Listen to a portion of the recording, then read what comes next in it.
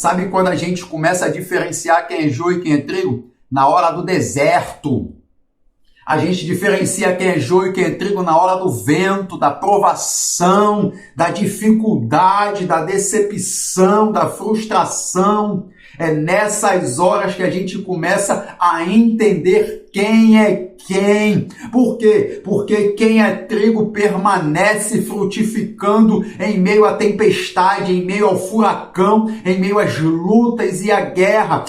Os filhos das trevas não têm poder para impedir o teu crescimento. Você que é escolhido de Cristo, que tem uma promessa sobre a sua vida, que Deus separou para você como um propósito. Não adianta o inimigo tentar te destruir, porque Deus tem um projeto sobre a sua vida. Deus vai transformar a sua casa, a sua vida, a sua família, mas só que para isso existe um posicionamento seu que deve ser tomado. Existem situações que você tem que se posicionar em defesa da sua fé cristã.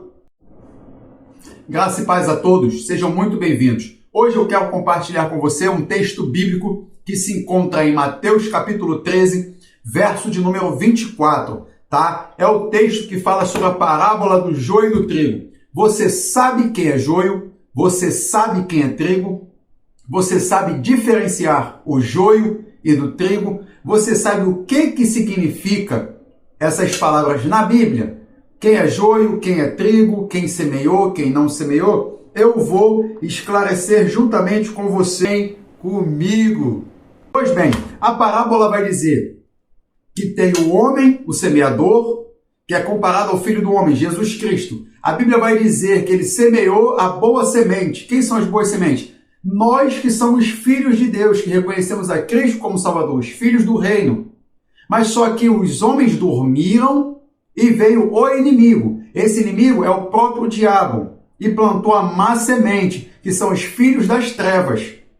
Tá? E ele vai falar sobre a ceifa, que é o fim dos tempos, o fim do mundo, e ele vai falar também sobre os ceifeiros, que são os anjos. Pois bem, para nós ganharmos tempo, a Bíblia está trazendo uma parábola muito forte para a nossa vida. A diferença do joio e do trigo. A Bíblia vai dizer que o trigo foi plantado pelos trabalhadores. Mas só que quando eles dormem, o inimigo entra no campo e planta a má semente. Aqui já tem uma forte aplicação para a nossa vida. O diabo só mexe na nossa vida quando nós dormimos. Enquanto você estiver ligado, firme, constante na presença de Deus, o diabo não te toca, a não ser que Deus permita, porque até mesmo para mexer na sua vida, Satanás precisa da autorização de Cristo, de Deus, tá bom? Pois bem, a boa semente foi plantada, que é o trigo. Agora a má semente foi plantada também, que é o joio. Aí você vai ver os filhos do reino e os filhos das trevas, os filhos da escuridão. Aí você vai pensar assim, pastor, então quem é joio e quem é trigo?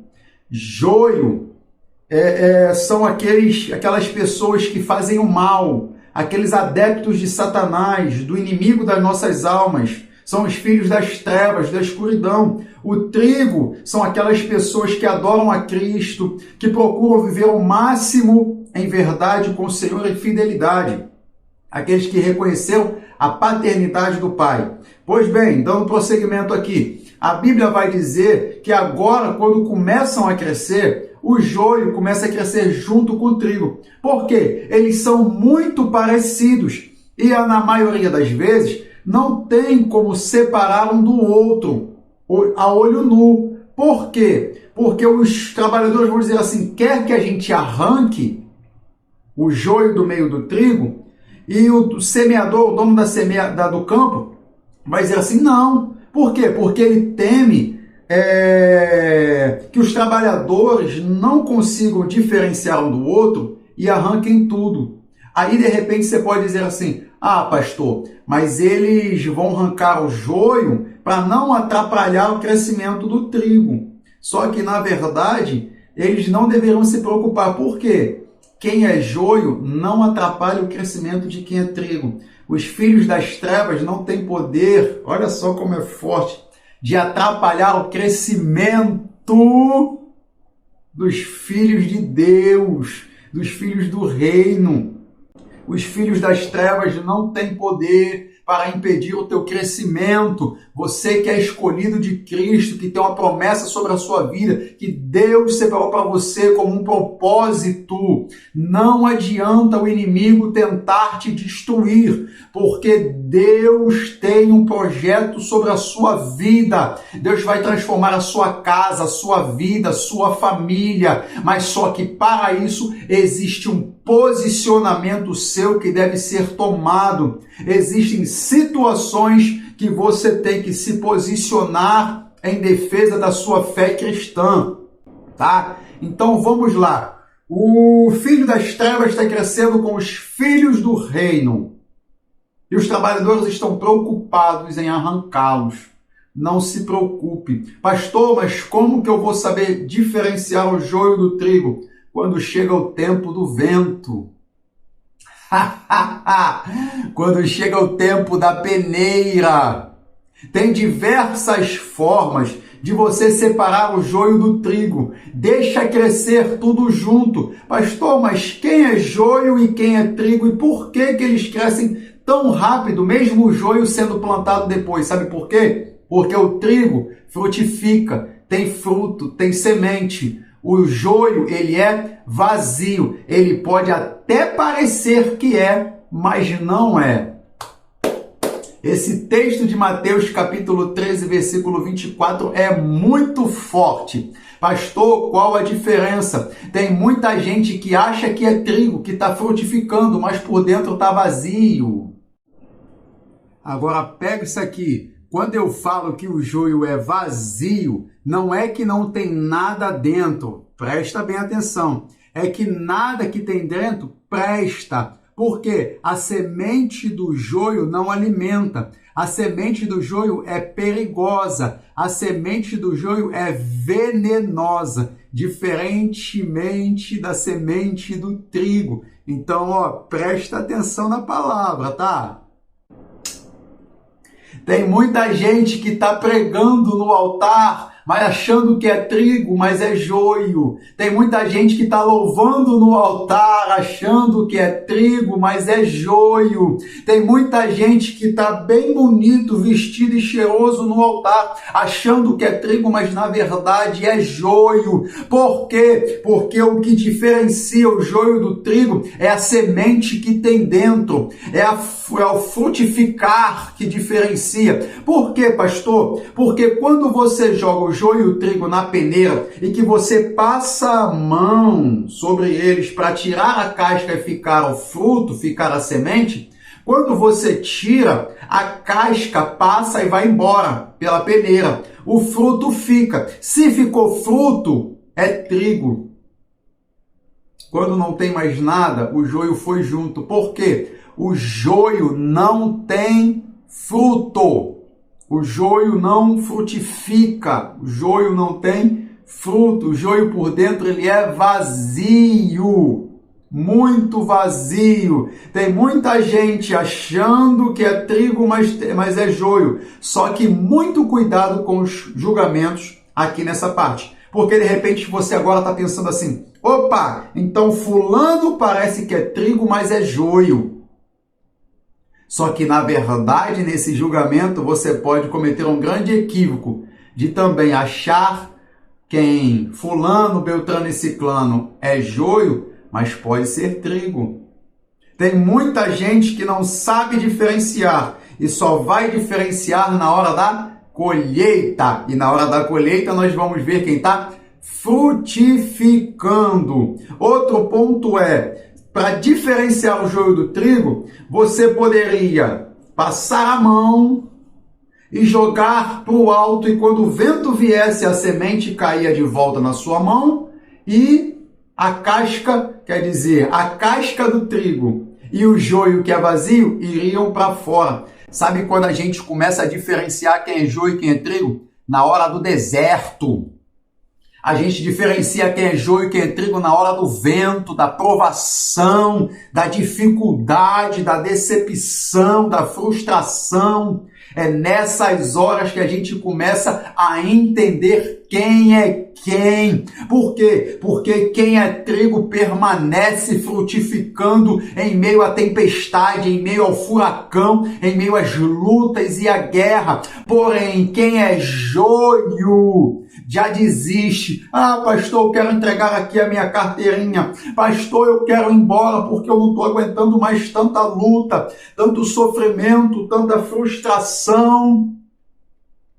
Pastor, eu não aguento mais tanta lágrima, tanta perseguição. Ei, Cristo nunca disse que seria fácil servir o evangelho do reino. Deus nunca disse. Primeiro que ele vai dizer: quem quiser vir após mim, negue-se a si mesmo, toma a sua cruz e siga-me. Está disposto a carregar a cruz? Quer reconhecer a Cristo como o único e suficiente Salvador da sua vida? Faça, é a atitude mais correta. Porém, não pense que serão só tudo flores, como muita gente tem pregado. Eu vejo a chave do carro, eu vejo a chave da casa, muita gente batendo o pé, marchando, falando em mistério, rodando no samurai. E na verdade tem muita brincadeira, muita meninice. Agora eu peguei meio fundo aí. Não são todos, que a gente não vai generalizar sobre o movimento pentecostal, tá? Mas tem muita gente brincando, tem muito joio querendo se passar por trigo e muita gente sendo enganada. Tem muita gente nos altares pulando, marchando, falando língua, entregando visão, revelação e profetada. Pegando informações nas redes sociais dos outros que não está escrito aí nesse gibi, tá? E tem muita gente acreditando. Pega isso aqui que é muito forte. Pior do que uma liderança sem unção, sem visão e autoridade são pessoas que colocam, a sua cabecinha debaixo da mão deles. Aprenda a diferenciar quem é quem. Julgue segundo a reta justiça, como está escrito na Bíblia, em João, capítulo de número 7.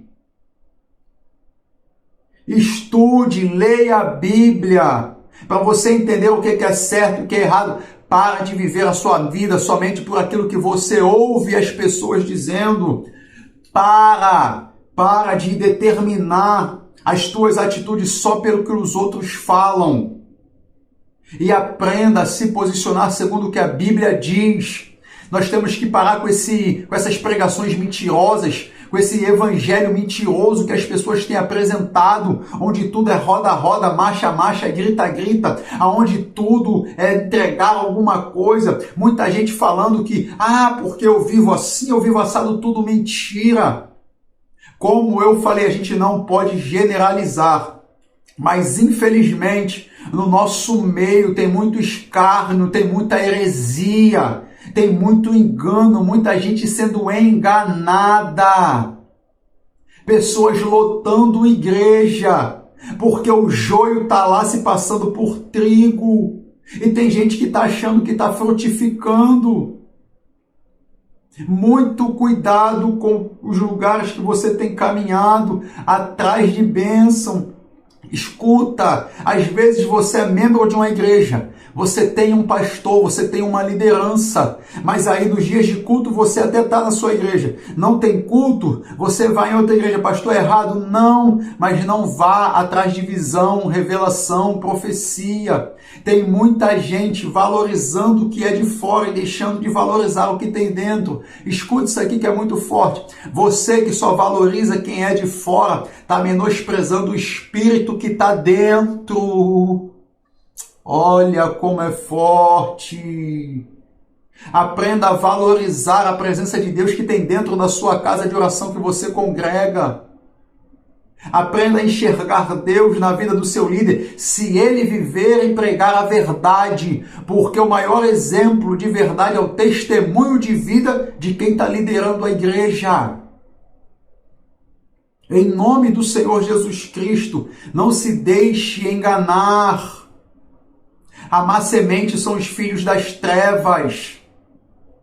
A boa semente são os filhos do reino.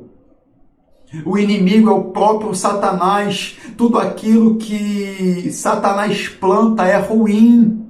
Não é bom. Não é bom.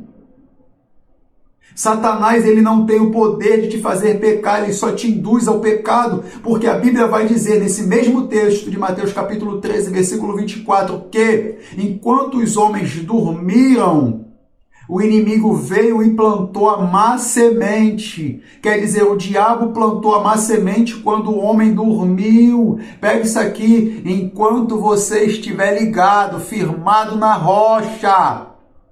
Satanás, ele não vai entrar na sua casa, na sua vida, na sua família, a não ser que Deus permita. Satanás, ele quer destruir a tua história, destruir o que você conquistou, denegrir a sua imagem para as pessoas te apontarem e dizerem que você não é ninguém, que você não pode nada, que você não consegue nada. Mas enquanto Satanás tem levantado os seus adeptos para destruir a tua história, enquanto o inferno diz não pode nada, o céu diz pode sim. Enquanto o inferno diz não tem jeito, o céu diz tem sim. Enquanto o inferno diz não vai ser ninguém, o céu diz vai ser sim, porque Deus tem um propósito sobre a vida dele, sobre a vida dela, homem de Deus, mulher de Deus. Deus vai transformar a tua história. Eu creio nisso em nome do Senhor Jesus Cristo. E para encerrar no momento de dificuldade, mostre que você é trigo. Permaneça, encara a guerra, enfrenta a luta. E no final, Deus vai te dar a vitória, porque Ele vai caminhar junto contigo nas batalhas. Creia nisso e Deus abençoe a sua vida.